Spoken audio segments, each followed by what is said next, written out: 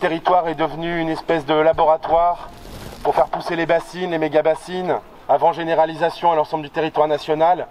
Et vous le savez, le 1er février, Castex a annoncé les conclusions du Varenne agricole de l'eau et de l'adaptation au dérèglement climatique. Et ça se confirme. Depuis, les projets de bassines sont en train de pousser un peu partout en France. On nous a appris la construction de 2 bassines dans le Berry, les projets qui fleurissent à droite à gauche. Voilà, c'est parti. Et donc, nous, ça fait 4 ans qu'on œuvre à dire que c'est pas une lutte locale. C'est une lutte locale, mais avec un enjeu national. Et vous êtes là. Et ça nous fait très très chaud au cœur. Voilà. Voilà notre première halte. La vallée qu'on voit en contrebas, c'est la vallée du Mignon. Et c'est important que vous ayez tout de suite ça en tête.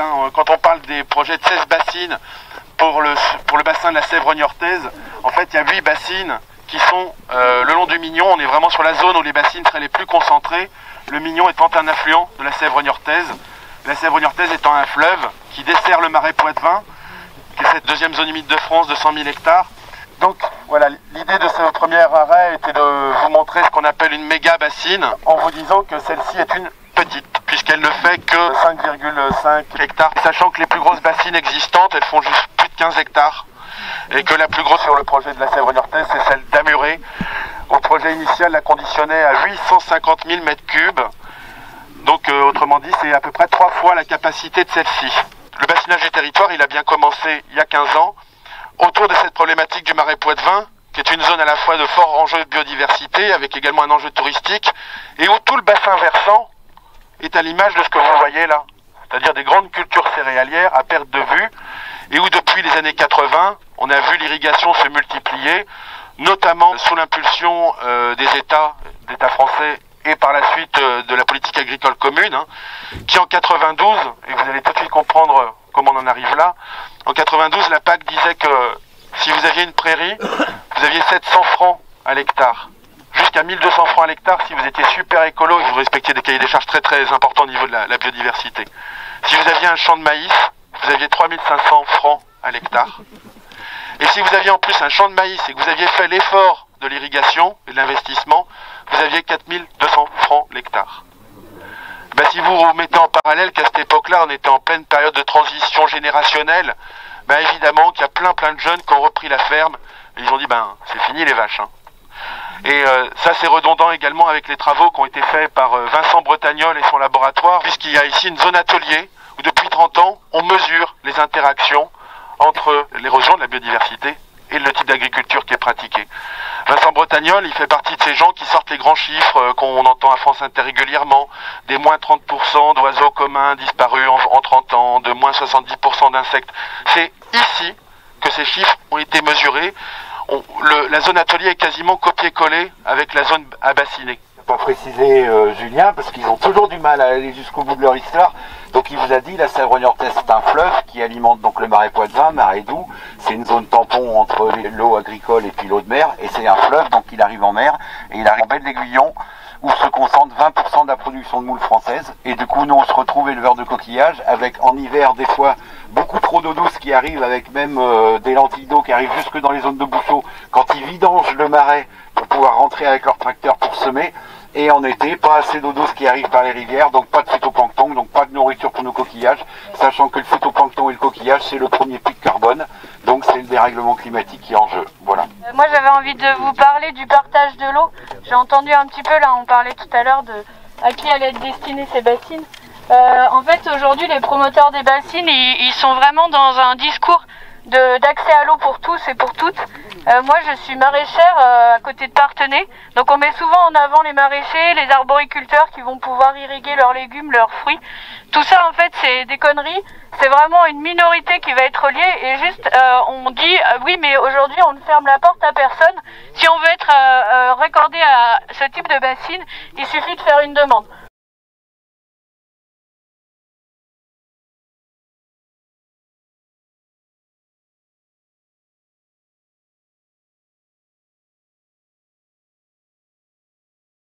Bon déjà, essayez d'imaginer ici quelqu'un qui aurait envie de s'installer en maraîchage.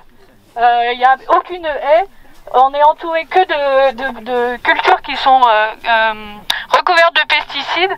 aucun maraîcher ni arboriculteur n'a envie de s'installer ici et même ne peut parce que de toute façon il y a une pression foncière qui est énorme et qui le sera encore plus avec des terres qui sont accordées à des bassines. Et la deuxième chose, c'est que du coup il y a concrètement des maraîchers qui ont essayé de demander un accès à l'eau, d'être accordés à ces bassines-là. Et en fait aujourd'hui la COP de l'eau elle ne leur répond pas, elle leur dit ni non ni oui, elle fait l'autruche.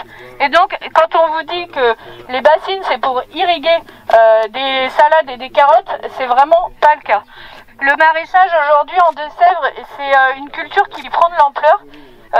On est obligé en fait d'avoir des pratiques qui sont très économes en eau parce qu'on est tous un peu en galère au niveau de l'accès à l'eau.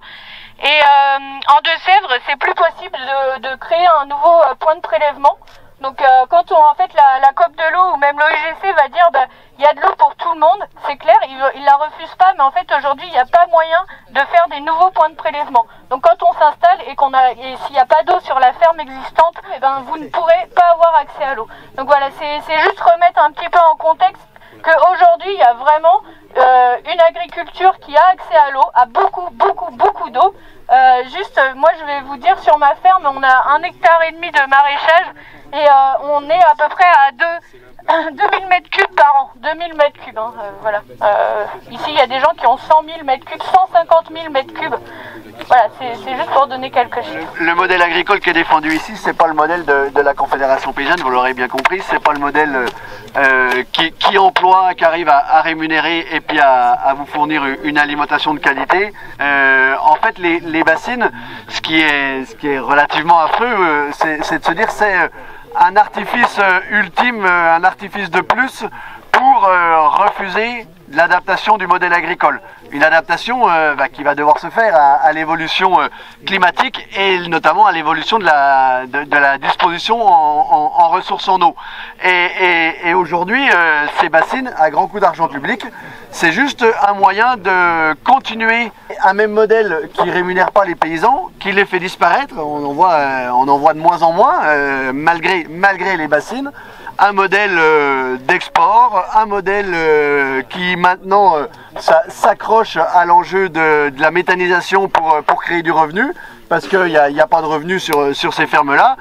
Donc en fait, on est en train, les politiques et la FNSEA en tête sont en train de vendre à ces agriculteurs-là un mirage de plus.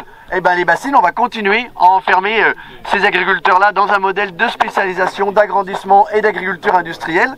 Et ça va être de plus en plus difficile de les en sortir. La LPO France fait partie du mouvement d'opposition à ces bassines, 93 bassines sur l'ex-Poitou-Charentes, pour des raisons écologiques, mais aussi démocratiques.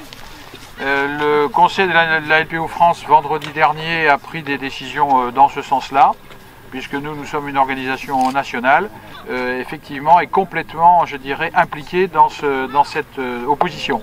Sur l'écologique, tout simplement, on a vu toutes nos campagnes ici, qui étaient des campagnes avec de magnifiques haies, avec une occupation des oiseaux des plaines, mais pas seulement, qui ont restreint considérablement leur territoire, des oiseaux très emblématiques comme l'outarde canepetière, le dicnème criard, mais aussi tous les busards sont en voie de raréfaction forte. Ce sont des marqueurs, comme tous les oiseaux, qui sont des sentinelles, je dirais, de notre environnement. Mais pas seulement les oiseaux des plaines, parce qu'aujourd'hui ce sont des centaines de kilomètres d'assec, c'est-à-dire où il n'y a plus de vie dans les rivières, dans les cours d'eau, et ils étaient assez nombreux ici. Et malheureusement, on n'en voit plus. Et puis il y a un problème démocratique auquel on est très attaché à la LPO, c'est que le partage d'un bien rare, d'un bien commun, c'est quelque chose qui doit attirer notre attention. Et la confiscation de l'eau, c'est la confiscation d'un pouvoir, mais c'est surtout la confiscation au profit de quelques-uns. Et donc, toutes ces raisons font qu'on est dans une opposition très déterminée, et nous avons d'ailleurs engagé des contentieux sur les bassines. Voilà ce que je voulais dire. Merci, mesdames, messieurs. Juste parce que je vois une jonquille derrière, et de rappeler qu'à l'heure qu'il est, en même temps qu'on se réunit ici, les camarades de Bassine Non Merci Homme Couture sont en train de cueillir des jonquilles dans le bois des jonquilles, qui est le bois qui doit être rasé si la bassine de Longrès venait à se faire. Et donc ils vont cueillir ces jonquilles et les apporter au préfet de Charente à Angoulême. Voilà, c'est important. Cet endroit-là, il illustre parfaitement tout ce qui a été mal évalué et toutes les conséquences qu'on peut redouter sur le Marais, et également tous les jeux de passe-droit, tous les jeux préfectoraux qui sont en œuvre depuis le 1er septembre que la bassine a commencé à être construite. Ce que vous avez devant vous, c'est un tuyau de vidange. C'est pas pour remplir la bassine, c'est pour la vider. Et dans quel cas a-t-on vidé une bassine? Dans le cas où l'eau est pourrie par les cyanobactéries, problème sanitaire, et dans le cas où la bassine menacerait de se rompre et qu'il y ait une rupture d'ouvrage, de digue. Donc voilà, rien que ça, le fait de le dire, ça veut dire que c'est des choses qui peuvent arriver, qui sont déjà arrivées en réalité, à travers des stockages équivalents dans le monde. Donc vous avez le tuyau de vidange donc, qui vient de tout là-haut, la bassine qui est de l'autre côté du talus, qui fait 2 km, et qui ensuite se dirige vers le Mignon. Le bout du tuyau, c'est la rivière Mignon. Et si aujourd'hui ils n'ont pas enfoui les tuyaux, c'est grâce à la pression qu'on a mis, parce que au mois de décembre, on a pu révéler qu'à 3 km d'ici, des tuyaux étaient en train de traverser la zone humide, étaient en train de traverser le Marais Poitevin, alors que les arrêtés préfectoraux interdisaient tous travaux à cette période-là, et sur autorisation du préfet, ils l'ont fait. Et qu'a dit le préfet quand on lui a mis le nez dedans? Il a dit « Ah mais c'est plus une zone humide ». Voilà. Donc le Marais Poitevin n'est plus une zone humide. Je vous dis quand même que passer le chemin qui est là, on est de plein pied dans le site Natura 2000 Marais Poitevin. La raison pour laquelle ils n'ont pas enfui le tuyau, c'est que comme on les a déjà eu une fois sur des travaux illégaux, ils vont maintenir ces tuyaux comme ça jusqu'au printemps, jusqu'au 1er avril, afin de l'enfouir à ce moment-là. Et alors typiquement, nous ce qui nous inquiète très très fort, c'est que la deuxième raison, je vous ai dit, pour vidanger, c'est qu'il y a de la cyanobactérie. Il n'y a évidemment aucune étude d'impact pour évaluer les conséquences d'un rejet d'eau pleine de cyanobactéries dans une rivière première catégorie où se reproduisaient encore les truites il y a moins d'une décennie. Donc on voulait venir ici pour illustrer cette problématique milieu naturel, cette problématique Marais Poitevin. Et puis également, la cabane qui est là-bas, c'est une des rares cabanes qui n'est pas une station de pompage pour l'irrigation, c'est le point de captage d'eau potable de Chercout. Et donc, moi rien que ça, qu'il y ait un tuyau de vidange potentiellement avec de la cyanobactérie qui se déverse à 50 mètres en aval du point de captage d'eau potable, ça me questionne très fortement. Ce qui me questionne aussi très fortement, c'est que l'an dernier, il y a une étude commandée par la communauté d'agglomération niortaise. L'hydrogéologue a conclu dans son étude qu'il ne savait pas évaluer l'impact du remplissage simultané des 5 bassines. Cette ferme elle a été créée il y a 11 ans en maraîchage biologique, panier de légumes et un marché le samedi matin ici. La volonté que l'on avait à cette époque-là, c'était de faire en sorte que cette ferme soit économe, autonome, respectueuse de l'environnement, voilà, essayer de qu'elle emploie aussi, qu'elle nourrisse la population. Et donc on s'est dit, voilà, il faut qu'on trouve des systèmes d'irrigation qui soient de la récupération notamment du toit de ce bâtiment. Et donc on a construit une petite réserve d'eau qui est du même style, vous allez voir que la grande que vous avez vue tout à l'heure, mais qui récupère donc cette eau pluviale et qui récupère aussi l'eau du forage, parce que nous avons un forage de la même nappe, la nappe du Mignon, qui alimente cette bassine quand on irrigue et qu'il n'y a pas assez d'eau. Et donc ce forage, on a dû avoir un droit de pompage de 4500 mètres cubes l'an. Mais ce droit de pompage, on ne l'utilise pas forcément. C'est vraiment un droit de pompage qui est dans l'extrême d'une année très sèche, où les légumes auraient vraiment besoin d'eau. Alors on essaie d'être vraiment économe, vraiment à fond, du début jusqu'à la fin. Notre mode d'irrigation va être un mode essentiellement axé sur le goutte à goutte. L'avantage du goutte à goutte, c'est qu'il irrigue juste à l'endroit où la goutte tombe, sauf qu'il a l'inconvénient de demander beaucoup de travail, parce qu'il faut installer les tuyaux, il faut les enlever, enfin voilà. Donc c'est vrai qu'il y a un coût salarial qui est fort. Oui, je n'ai pas précisé, on nourrit à peu près 600 personnes ici avec 4 emplois.